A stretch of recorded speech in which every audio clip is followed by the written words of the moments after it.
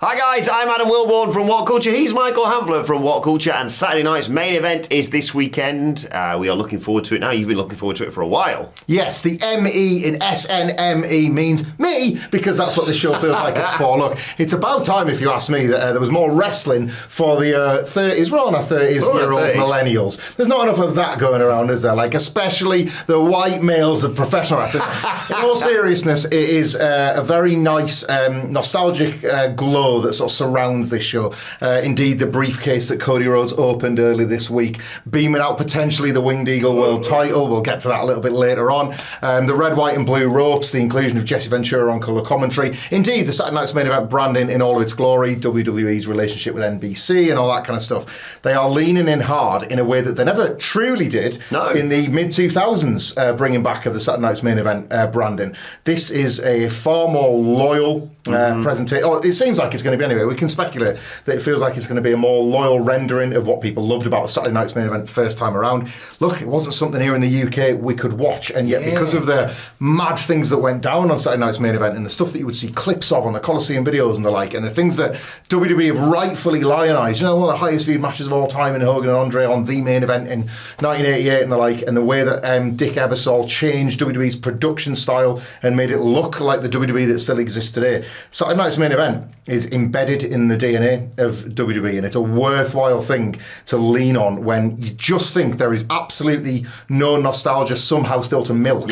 from pro wrestling, and they find a little bit more. And as we say about WWE in this current run, whenever they lean on nostalgia, it is at least done in service of the current crop.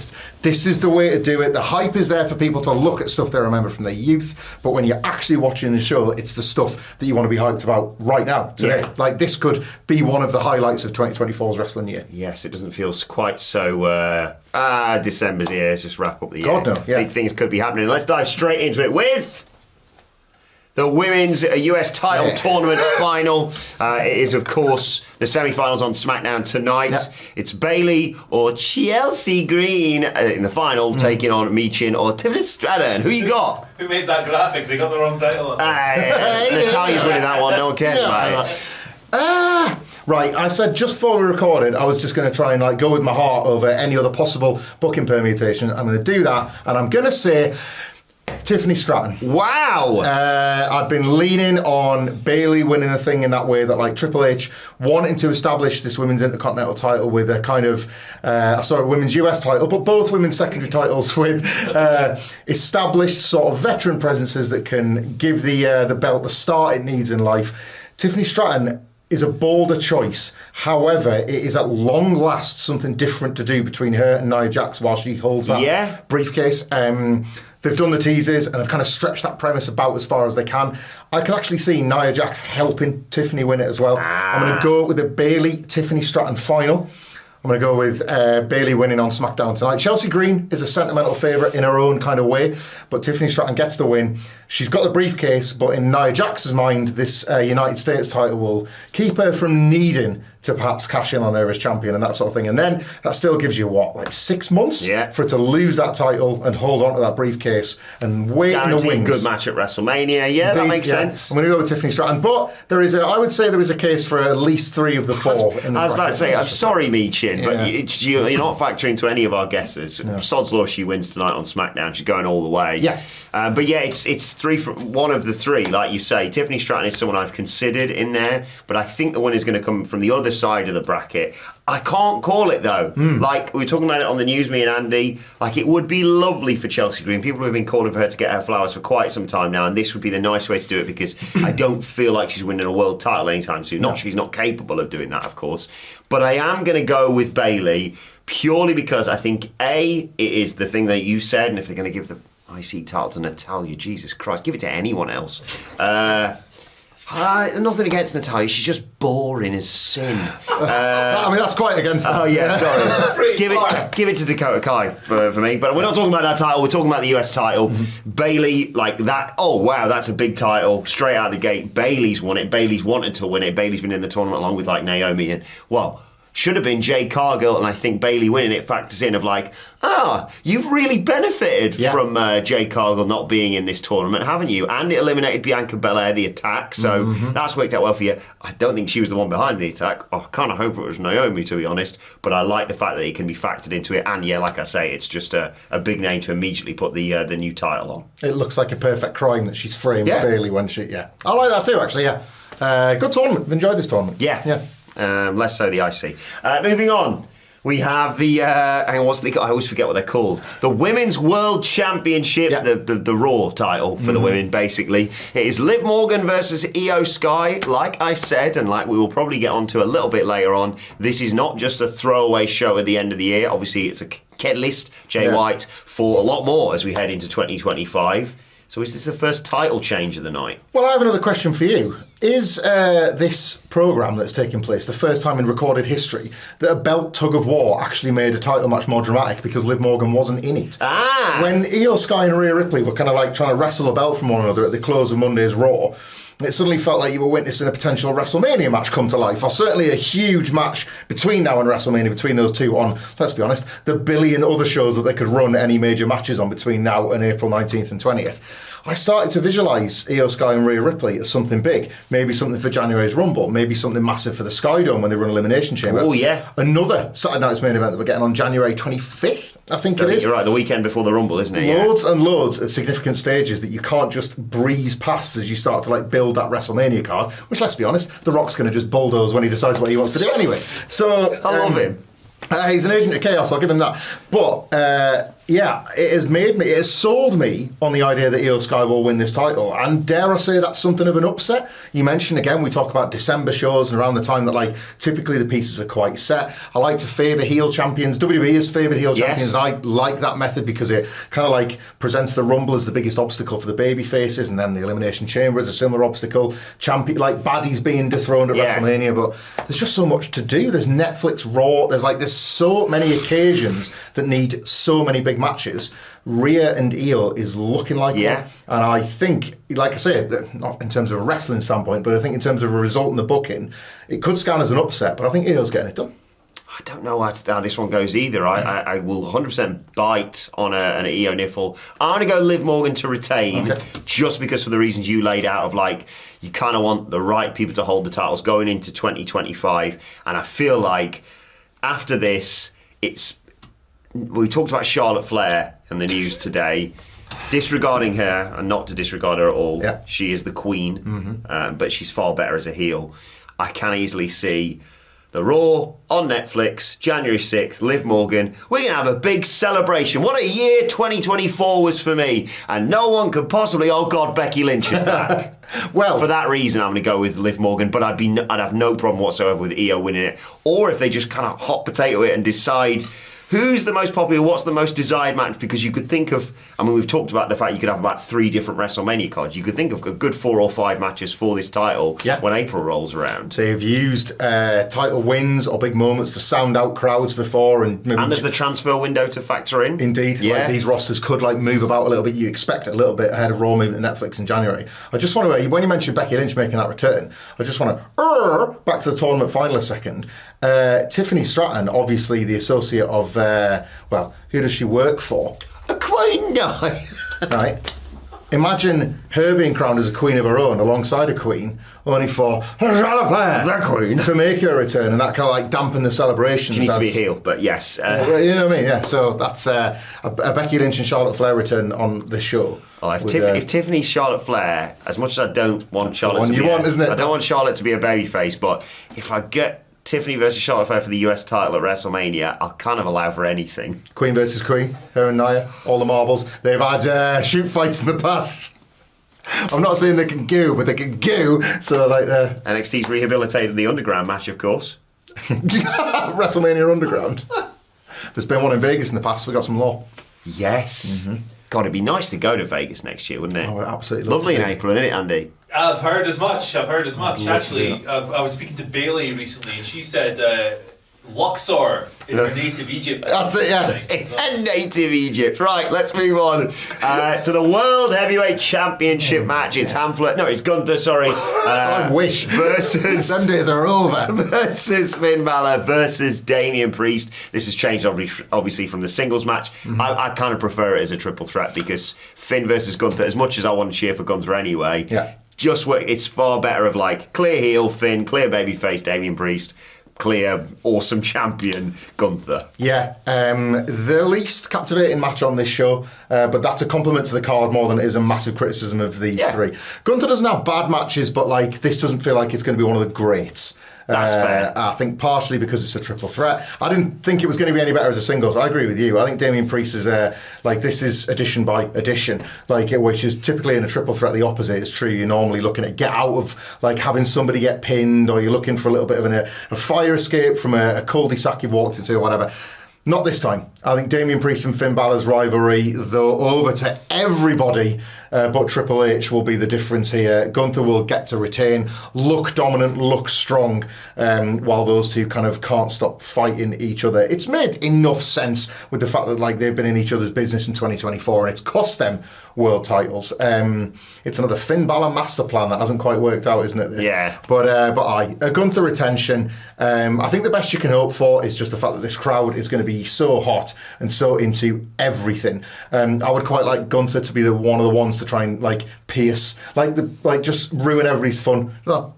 Like you're trying to have a good time, like you're trying to enjoy the past, you're also rooting in the past. Who did Gunther say he hated more than anybody like a couple of years ago? The Ultimate Warrior. Like this era, this style, this gloss of sports entertainment means nothing to Gunther, and I quite like him as the contrast on this otherwise like quite grandiose, nostalgic evening. Watch out if you're Jesse Ventura, basically. Oh God, yeah. Like he should. Like he's a kind of wrestler that Jesse Ventura would have loved in the original Saturday Night's Main Event run. But yeah, Gunther can just like look upon all of this with total disdain, take his world title and get the hell out of there. Yeah, he's retaining here, obviously. Yeah. I think the only argument is who he pins in the scenario. I think you could get a scenario where he doesn't necessarily steal the pin by like pushing Damian Priest out the ring, but I could see Damian Priest fighting through that arm injury he was selling the last time they faced each other and hitting a South of Heaven, for example, and then Gunther just coming in and taking his head off or whatever it may be. Botched interference from Street Trash, maybe, because Finn Balor's like seemingly trying to take that group on the scruff of the neck. Day, isn't it? Yeah. So maybe. I thought you said when we listened to Finn we win. You didn't. I did like he gave Dom a shot. Him. And like what did I do? Badmouth Dom in all this. Yeah. So good guy. Maybe there's a botch on like that hurts Finn ultimately. There's a good chance they're going to lose the tag belts to the War Raiders as well. So you can see the JD McDonough relationship start to fracture potentially. Maybe a big splash from Gunther onto both of them. Yeah. Pin both of them. Pin them. Stack them. Rack them and stack them like Roman did to Bryan and Edge. Yeah, go for that. Smash them. Tell you what's going to get smashed. Sorry, Sami Zayn. He's in a match with the returning Drew McIntyre, who stormed off a podcast interview. If you like podcasts, by the way, the WhatCulture Wrestling Podcast, wherever you get your podcast from. But 5 matches, 2-hour show. I'm not expecting a long one here, and I'm not expecting a good night for Sami Zayn. No. If the Angle Alert klaxon wasn't blaring before that Drew McIntyre storm off, it certainly is now. There's 2 things I want to mention about that, by the way. Number 1, is us in the charts, so he should have come to us instead of busted open. Number 2 is that Drew McIntyre said he could count on one finger who rang him while he was off, and then of all the wrestlers to tweet to saying, but you should be ashamed of yourself that you didn't make the phone call. It was Karrion Kross. Love that guy. If Jesse Ventura isn't the voice in Drew McIntyre's ear, Karrion Kross being Jesse Ventura's voice in Drew McIntyre's ear is a lovely bit of business to fold into Saturday Night's Main Event. Yeah, Drew McIntyre should decimate and destroy Sami Zayn here. You don't want to watch it, but you kind of want to see it because Sami Zayn is obviously brilliant working from underneath and something like this. It kind of heats up a rematch out of nowhere. This is it's not even really a rivalry. It's an angry Drew McIntyre that's returned to Raw. A typically affable Sami Zayn that is like, it's funny that like he does want to fight, but he also wants the right people to get along, and he will judge Drew McIntyre for the choices he has made and things like that. So we us seeing a pretty violent beatdown here, maybe a match being thrown out or written off, and then Karrion Kross kind of coming and saying, "Come on, Drew, just leave not worth it." Yeah, violence. You can do this a different way, but really, he's getting back in his head, and we get to do the lore of how like he was the first one to get to him all the way back into it. Karrion loves all this nonsense. I don't think I'm reading too much into this. Genuinely, he destroyed the New Day. Indeed, he's claiming credit for that. He's beaten the White Six, so they're taken care of, presumed to never be seen again. So, no, this is not going to be a good night for Sami Zayn, but I think it's integral to how things go on the rest of the night as well, because Kevin Owens, and what a kind of moment it was on SmackDown when for the first time he mentioned that, Sami Zayn, I will deal with that down the line. And there's been a lot of nostalalgia this week. It's been 10 years since the glorious NXT TakeOver Our Evolution, where Kevin Owens debuted, Sami Zayn won the title, Kevin Owens turned. All of this feels like it's coming together on purpose. Yes. Everyone is now fantasy booking Kevin Owens versus Sami Zayn at WrestleMania. How high the stakes are for that we might be potentially about to get to. But Sami Zayn being maybe wheeled out the building on a stretcher before Kevin Owens can even try and do damage or have that word or whatever it is. It's just quite nice for the narrative and the fiction of it all, isn't it?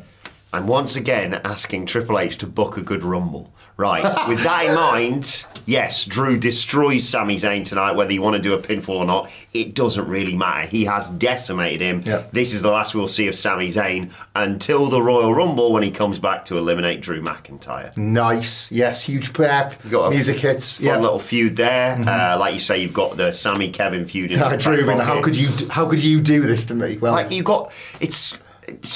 know it's not as easy as it looks being a wrestling booker, but we sit around and fantasy book spots for the Rumble all the time, and it feels like you've got about 10 open goals for next year. And you just need to book the simple stuff of okay, well, so-and-so's going to be in there at this time. Drew McIntyre running the show. I'm going back to WrestleMania. I'm going to win the whole I'm going to win the whole flipping thing, he would say, until Sami Zayn returns and eliminates him. And that along with, your Joe Hendry appearances, etc., would just make for a really great Rumble next year, I think. It would be great as well, as part of that, Sami gets number 30. So finally, The Rock gets number 30, but thanks for playing. No, Rock gets 31, we've discussed it. Oh, yeah. Sami gets number 30. McIntyre's gone an hour as well. So he's the Iron Drew. Huh? That's made it good, isn't it? You, Murray. You're looking directly in the wrong camera. I'm looking at you, Andy Murray. Right. So, sorry, Sami. Sorry, mate. Let's get to the main event of Saturday night's main event, and what a main event it is. Say main event a bit more. Cody Rhodes Thank you. versus Kevin Owens for the Undisputed WWE Championship. Now, I've loved Cody Rhodes' title defences throughout 2024, but a lot of them have been, he's not dropping the title to AJ Styles, is he? And I don't think Solo Sikoa is quite in the position to take the title off him. I'm really scared about Saturday night. This feels significant. It's what it's all about. It's already racing at the top of people's feud of the years list, this Cody Rhodes Kevin Owens feud. It's been fantastically well done. You can trace it back to Bash at Berlin if you want to, but if you want to start it at the point where Owens decks him outside his bus, you can have it there if you want. Both of them have been exceptional in the face-to-faces. This is how you sell a title fight. And it's funny that you mention the Cody Rhodes title victories.